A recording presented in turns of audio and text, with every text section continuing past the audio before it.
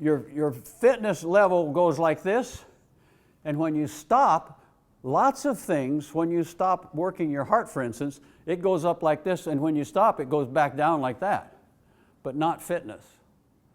Fitness goes up like this, and when it comes down, it goes down like that. In other words, when you first stop training, you hardly lose any. I'd be willing to say you could go 5 days of absolutely nothing without losing one bit of fitness. And you go 10 or 12 days and you're only going to lose a little bit of it.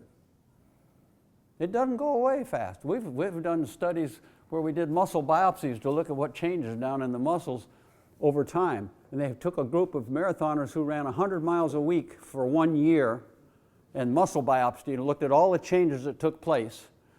And then they made them not run at all for 87 days, and they biopsied them, and they'd only lost between 5 and 10% of everything they'd gained in a year.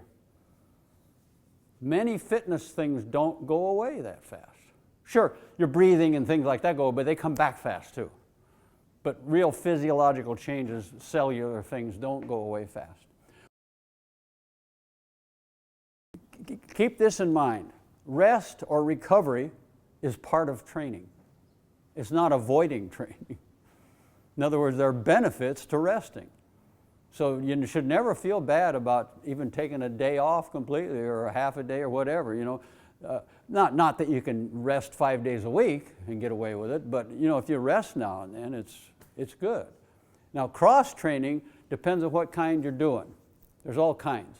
You know, if you broke your ankle and your leg's in a cast, you obviously can't do any elliptical trainer or any running or anything, but you could go in the swimming pool and swim and put a plastic bag around your leg. But now you have to think, what am I doing when I swim with my arms only?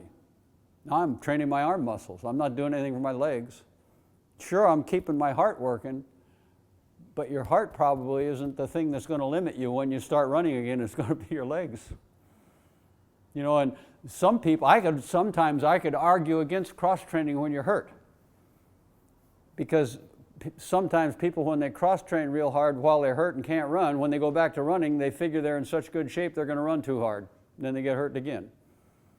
Whereas if you just say, okay, I can't do anything, I'll rest and get well, then when they start running again, they feel so miserable they can't run too fast anyway. You know, I could argue, I think cross-training is good, but you got to do it appropriately, and when you come back to running, don't overdo the running. You got to work back into the running without getting hurt again.